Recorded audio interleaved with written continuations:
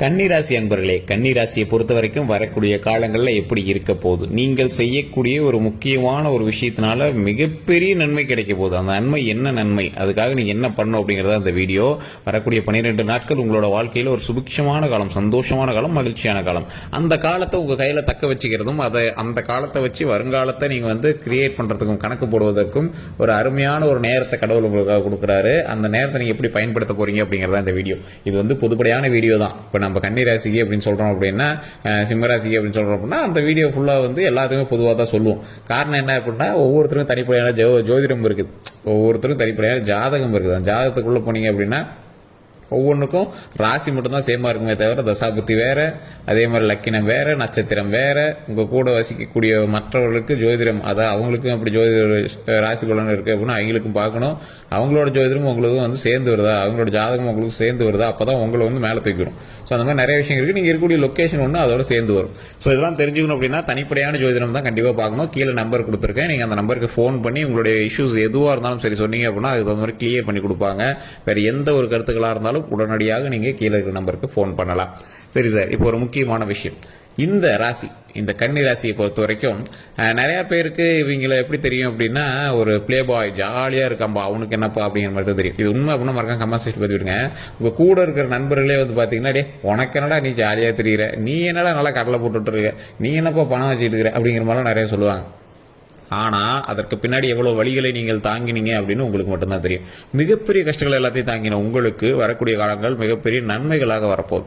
போன ஒரு 2 வருடங்கள்லாம் நீங்க பட்டாத பாடுபட்டீங்க. போன வருஷத்துக்கு முன்னாடி வரலாம் உங்களாம் சொல்லணுங்கிற அவசியமே இல்லை, வச்சு செஞ்சு விட்டுருச்சு. அந்த அளவுக்கு நீங்க கஷ்டங்களை அனுபவிச்சு உங்களுக்கு இனி வரக்கூடிய காலங்கள் பொற்காலங்களாக அமைவதற்கு இறைவன் கொடுத்த ஒரு வரப்பிரசாதமான டைம் இந்த டைம். கடை ஓப்பன் பண்ணுறீங்களா, கடை ஓப்பன் பண்ணுவீங்க. தொழில் தொடங்குறீங்களா, தொழில் தொடங்குறீங்க. வேலை இல்லாதவங்களுக்கு வேலை கிடைக்கும். திருமணம் ஆகாதவங்களுக்கு திருமணம் நடக்கும். குழந்தை இல்லாதவங்களுக்கு குழந்தை வரம் கிடைக்கும். தொழிலில் சுத்தமாக ஜீரோவில் இருந்தவங்களுக்கு ஓரளவுக்கு அப்படியே படிப்படியாக மேலே வரக்கூடிய வாய்ப்புகள் அமையும். இது எல்லாமே உங்களுக்கு இன்டிமேஷனாக ஒரு 5 மாதத்துக்கு முன்னாடி இருந்து உங்களுக்கு தெரிய ஆரம்பிச்சிருக்கும். வண்டி வாகனங்கள் புதுசாக ஒன்று வாங்கக்கூடிய நேரம், கிரயம் வாங்குறது செய்யக்கூடிய நேரம், வீடு கட்டாதவங்க முன்னாடியே போன உடனே வீடு கட்டியிருப்பீங்க. ஸோ இந்த மாதிரி ஏதோ ஒரு விஷயம் நடக்கும். ஏதோ ஒரு ஃபங்க்ஷன் உங்களுக்கு நடக்கிறதுக்கான வாய்ப்புகள் அதிகம். அந்த ஃபங்க்ஷன் மூலமாகவும் உங்களுக்கு நிறைய பெருமைகள் தேடி தருவதற்கான வாய்ப்புகளும் அதிகம். சரி சார், இதெல்லாம் ஓகே, தொழில் இதெல்லாம் ஓகே. சின்ன சின்ன விஷயங்கள்னால சின்ன சின்ன விஷயங்கள் தடைப்படுது சார். சொல்றதெல்லாம் ஓகே தான், லைட்டாக தெரிய தான் ஆரம்பிக்குது. ஆனால் தூரத்தில் இருக்கிற மாதிரி தான் தெரியுது. எப்படி அதெல்லாம் அச்சீவ் பண்ணுறது? அதில் ஏதோ சின்ன சின்ன தடைகள் இருக்கு. இப்போ திருமணத்துக்கு நீங்கள் போறீங்க அப்படின்னா நிறைய தடைகள் மூலமாக அவங்களை ஸ்கிப் பண்ணுற மாதிரி இருக்கும். ஏதாவது ஒரு தொழில் தொடங்கலாம் நீங்கள் போனீங்கன்னா வருமானத்திலேயோ இல்லை பணத்திலேயோ இல்லை கடன்லையோ இதுலையோ நீங்கள் லாக் ஆகிருக்கிற மாதிரி இருக்கும். ஆனால் உங்களை பொறுத்த வரைக்கும் தற்போதைய நிலைமையில உங்களை பொறுத்த வரைக்கும் ஓரளவுக்கு கைக்கு அமௌண்ட் வந்துட்டு தான் இருக்கும். லாக் ஆகலை, கடன் இருக்குதான், இல்லைன்னா சொல்லலை. அது உண்மைதான். அது உண்மைனா மறக்காம கமெண்ட் செக்ஷன்ல பதிவிடுங்க. இருந்தாலும் ரொம்ப பெரிய லாக்கில் இல்லாமல் ஓரளவுக்கு தப்பிக்கக்கூடிய ஒரு காலகட்டத்தில் தான் இருக்கீங்க.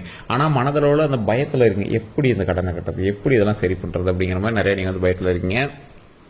தொழிலை பொறுத்த வரைக்கும் தொழிலுக்கு அப்படின்னு நீங்கள் பார்த்தீங்க அப்படின்னா ஓரளவுக்கு பரவாயில்லையா தான் இருக்குது. ஆனால் என்ன, கொஞ்சம் லேட் ப்ராசஸிங், கொஞ்சம் ஸ்டெப் பொறுமையாக வைக்கிற மாதிரி தான் இருக்குது. அதை நீங்கள் சரியாக பண்ணீங்க அப்படின்னாவே போதுமானது. இன்னொன்று என்ன அப்படின்னா, ஒரு வாகனங்கள் நீங்கள் வாங்குறீங்க அப்படின்னா அந்த வாகனத்தில் கொஞ்சம் கவனமாக இருங்க. நீங்கள் உங்களோட வாகனத்தை வேறு யாராவது ஓட்டிட்டு இருக்காங்க அப்படின்னாலும் அதுலேயும் கொஞ்சம் கவனமாக இருங்க. உங்களுக்கு வாகன யோகம் கொஞ்சம் கம்மி தான். ஸோ அந்த வாகன யோகம் கம்மியாக இருக்கிறதுனால உங்களோட வாகனத்தை நீங்கள் வேற எங்கிட்ட கொடுத்து ஓட்டுறதோ இல்லை வேற எங்கிட்ட கொடுத்து 2 நாள் ஓட்டிட்டு இருப்பா ஆர்போட் ஓட்டுவாப்பான்னு சொல்றதோ அதெல்லாம் தவறு. அதன் மூலமாக பல விளைவுகளை நீங்கள் சந்திக்க நேரிடுறதுக்கான வாய்ப்புகள் அதிகமாகவே இருக்குது.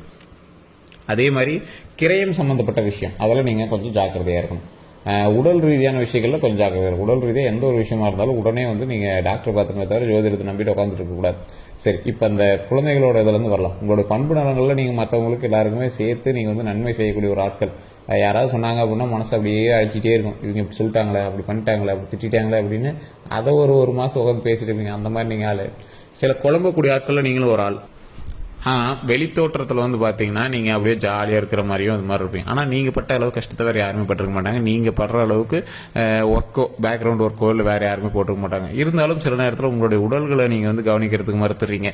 அதனால் விளைவாக தான் போன சில வருடங்களாகவே உடம்புக்கு ரொம்பவே நீங்கள் கஷ்டங்களை அனுபவிச்சிருப்பீங்க. போன வருடத்துக்கு முன்னாடி வரலாம் பார்த்தீங்கன்னா கண்டிப்பாக நீங்கள் டாக்டர் சம்மந்தப்பட்ட விஷயத்துக்கு போயிருப்பீங்க. போன வருடத்துலேயும் சரி ஒரு 2 நாட்களாவது நீங்களாம் ஹாஸ்பிட்டலில் இருந்திருப்பீங்க. ஏதோ ஒரு விஷயத்துக்காக நீங்கள் இருந்திருப்பீங்க. வேறவங்களுக்காகவாவது நீங்கள் போய் தங்கியிருக்கிற காலகட்டம் போன ஒரு 8 மாதத்துக்கு முன்னாடி தான் இருந்தது. அதெல்லாம் மீறி வெளியே வந்தீங்க. ஒரு மகிழ்ச்சியான தருணமாக உயிர் தப்பிச்சு வெளியே வந்தது பெரிய விஷயமாக இருந்தது. நிறைய ஊசி போட்டிருப்பீங்க, நிறைய ஸ்கேன் எடுத்திருப்பீங்க. நிறைய சம்பந்தமான ஏதோ ஒரு விஷயம் பண்ணிருப்பீங்க. இது பாசிட்டிவாக சிலருக்கு வந்திருக்கும். சார் மருத்துவத்தில் என்ன பாசிட்டிவ், உங்களுக்கு குழந்தை பிறந்திருக்கும், அந்த குழந்தைக்கு பிறக்கிறதுக்காகவும் சில டாக்டர் போய் பார்க்கறது, பிரசவம் பார்க்கறது, அந்த மாதிரி விஷயத்தினால நீங்கள் வந்து இருந்திருக்கலாம். ஸோ அதுவுமே ஒரு பாசிட்டிவ் தானே. அந்த மாதிரி சில விஷயங்கள் நிறையவே உங்களுக்கு வந்து நடந்திருக்கும். இது மட்டும் இல்லை, இவர்களின் வாழ்க்கையில் மிகப்பெரிய மகிழ்ச்சியான தருணத்தை கொடுப்பதற்கு புதியதாக ஒரு உயிர் வந்து முன்னாடி உருவாயிருக்கும். ஒரு குழந்தை பிறந்திருக்கும், இல்லைன்னா திருமணம் நடந்திருக்கும். அதன் மூலமாக பல மகிழ்ச்சிகளை நீங்கள் வந்து சந்திச்சிருப்பீங்க. அந்த சந்தோஷத்திலே நீங்கள் வந்து பாதி வளர்ந்துருப்பீங்க. அந்த பழைய கஷ்டங்கள்லாம் மறந்துருப்பீங்க. அந்த மாதிரி ஒரு வாழ்க்கை வந்து கடவுள் உங்களுக்கு கொடுத்திருக்கும். நீங்கள் ரொம்ப நாட்களாக எதிர்பார்த்த ஒன்று நடந்திருக்கும். அப்படி நடக்காமல் இருக்கிறவங்களுக்கு வரக்கூடிய காலங்கள் அதை அமைத்து தரும். அதற்கு நீங்கள் வழிபட வேண்டிய தெய்வம் உங்களுடைய குலதெய்வம். ஃபர்ஸ்ட் நீங்க வணங்க வேண்டியது உங்களோட குலதெய்வம். கன்னிராசியை பொறுத்த வரைக்கும் உங்களோட குலதெய்வத்தை நீங்க நல்லா வணங்கினீங்க அப்படின்னாவே போதுமானது. அதுக்கு அடுத்த ஸ்டெப் அப்புறமேட்டு பார்த்துக்கலாம். குலதெய்வ வழிபாடு பண்ண பிறகு நீங்க எப்பவும் போல குலதெய்வ கோவிலுக்கு வருடத்திற்கு ஒரு முறையாவது போயிட்டு வாங்க. அங்க சாமிகிட்ட எலும்பு சொன்ன வச்சு நீங்க வந்து எப்பவுமே கையில வச்சிருங்க. அப்படி இல்லைன்னா வீட்டு பூஜைகள் வச்சிருங்க, இல்லை வண்டி வாகனம் தொழில் செய்கிற இடங்கள்ல வச்சிருங்க. இது ரொம்ப உங்களுக்கு வந்து பாசிட்டிவ் வைப் தரும்.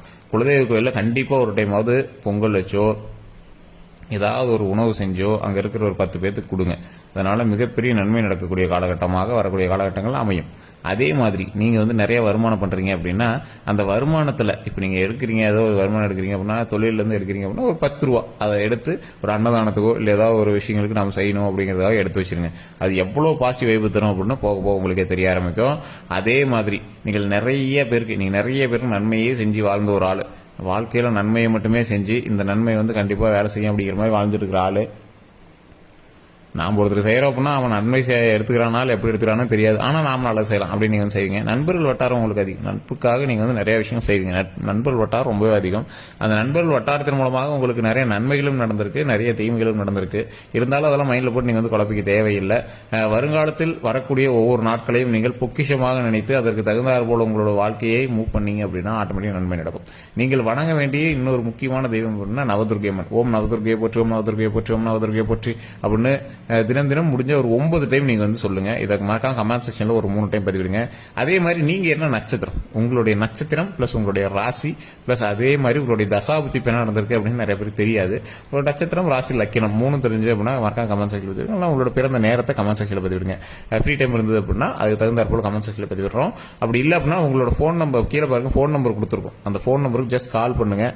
கால் பண்ணி உங்களுடைய ப்ராப்ளத்தை சொல்லி நீங்க உங்களோட ஜாதகத்தை வந்து பார்த்து தெரிஞ்சுக்கலாம். அது மட்டும் இல்லாம நிறைய பேருக்கு சின்ன சின்ன கேள்விகள் இருக்கு. சார் இது எல்லாமே செய்யறோம் பண்றோம், ஆனா எல்லாருக்குமே இது நடக்கிறது இல்லையே. இப்ப கன்னிராசி நீங்க சொல்றீங்க அப்படின்னா கன்னிராசியில 10 கோடி பேர் 12 கோடி பேர் இருப்பான். எல்லாருக்குமே இந்த விஷயம் நடக்குமா அப்படின்னு கேட்டா அது நடக்கிறது இல்லை. ஏன் அப்படின்னு கேட்டீங்கன்னா அங்க இருக்கக்கூடிய 12 கோடி பேருக்கும் ஒரே ஒரு சேமா இருக்கிறது ராசி மட்டும்தான். ஆனா உள்ள எவ்வளவு விசேஷம் இருக்கு, லக்கினம் இருக்கு. லக்கினத்தின் பால் நீங்கள் வந்து பிரிக்கப்படுவீங்க. அதுக்கப்புறம் நட்சத்திரம் இருக்கு. நட்சத்திரத்தின் பால் உங்களுடைய குணாதிசயத்தினால பிரிக்கப்படுவீங்க. அதுக்குள்ள போனீங்க அப்படின்னா தசாபுத்தி இருக்கு. தசாபுத்தின் பால் உங்களுக்கு நடப்பு நிகழ்வு எப்படி இருக்கு அப்படிங்கிறது தீர்மானிக்கப்படுது. அதுக்குள்ள போனீங்க அப்படின்னா லொகேஷன் இருக்கு. நீங்க இருக்கக்கூடிய லொகேஷனுக்கு தகுந்தாற் போல உங்களுக்கு வந்து அந்த ஆக்சஸ் அந்த அளவுக்கு வெளிப்படும் அப்படின்னு இருக்கு.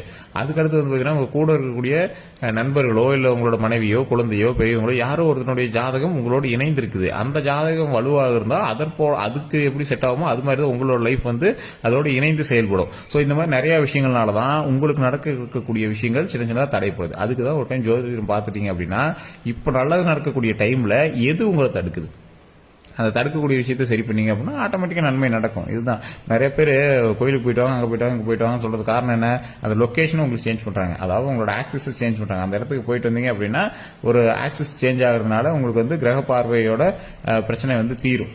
அதனால அந்த இடத்துக்கு வந்து போயிட்டு வாங்க அப்படிங்கிறாங்க. ஒரு எக்ஸாம்பிளுக்கு நீங்க வந்து குரு பகவான் கோயிலுக்கு போயிட்டு வாங்க, ஆலங்குடி போயிட்டு வாங்க அப்படின்னா உங்களோட ஆக்சிஸ்ல இருந்து அந்த ஆக்சிஸ்க்கு நீங்க திருப்பும் போது அந்த தசாபத்தியில உங்களை வந்து அங்க நகர்த்தும் போது அதற்கு தகுந்தாற் போல நன்மைகள் நடக்கிறதுக்கு 100% வாய்ப்பு இருக்கு. அதனாலதான் அதற்கு தகுந்தாற் போல ஒவ்வொரு இடங்களை சூஸ் பண்றாங்க. ஆனா இப்போ உங்களுக்கு உங்களுடைய குலதெய்வம் தான் உங்களுக்கு மிகப்பெரிய ஒரு பிளஸ் பாயிண்ட். அந்த குலதெய்வத்தை வணங்குங்க. அதே மாதிரி நவதுர்க்கை அம்மனை வணங்குங்க. நீங்க எந்த தசாபுத்தியான கோயிலுக்கு போகணும் அப்படிங்கிறது உங்களுடைய ஜாதகத்தை பார்த்தா மட்டும் தான் தசாபுத்தியை கால்குலேட் பண்ண முடியும். அதனால உங்களுடைய தனிப்பட்ட ஜாதகத்தை கீழே இருக்கிற நம்பருக்கு கான்டாக்ட் பண்ணி நீங்க வந்து பேசி தெரிஞ்சுக்கோங்க. அதன் மூலமாகவும் உங்களுக்கு அடுத்தடுத்த ஸ்டெப் என்ன பண்ணும் அப்படிங்கிறது தெளிவா சொல்லிடுவாங்க. இதுதான் வந்து நம்மளுடைய சேனல் மூலமா உங்களுக்கு நான் சொல்றது. ஸோ வேற ஏதாவது கருத்துக்கள் இருக்கு அப்படின்னா பறக்காம கமெண்ட் செக்ஷன்ல பதிவு விடுங்க. நம்ம சேனல் நீங்க வந்து சும்மா தான் பாத்துறீங்க அப்படின்னா கண்டிப்பா ஃபாலோ பண்ணிட்டு பாருங்க சார். ஃபேஸ்புக்ல பாருங்க ஃபாலோ பண்ணிக்கோங்க. அதே மாதிரி யூடியூப்ல பாக்குறீங்க அப்படின்னா சப்ஸ்கிரைப் பண்ணிட்டு பக்கத்துல பெல் பட்டன் பிரஸ் பண்ணிட்டு அதுல பக்கத்துல ஆல் அப்படிங்கறத கிளிக் பண்ணி பெல் பட்டன் பிரஸ் பண்ணி அதில் ஆல் அப்படி கிளிக் பண்ணிக்கோங்க. அப்போ தான் உடனுக்குடன் உங்களுக்கு வந்து நோட்டிஃபிகேஷன் வரும். அடுத்து நீங்கள் என்ன செய்யணும் அப்படிங்கிறத அப்டேட் நான் வந்து அப்டேட் பண்ணிட்டே இருப்போம். உங்களுக்கு வேணுங்கிற எல்லா விஷயத்தையும் நம்மளோட சேனல் மூலமாக நம்ம தெரிஞ்சுக்கலாம். உங்களுடைய கருத்துக்களை மறக்காம கமெண்ட் செக்ஷனில் பதிவிடுங்க. எல்லோருக்கும் நன்றி நண்பர்களே.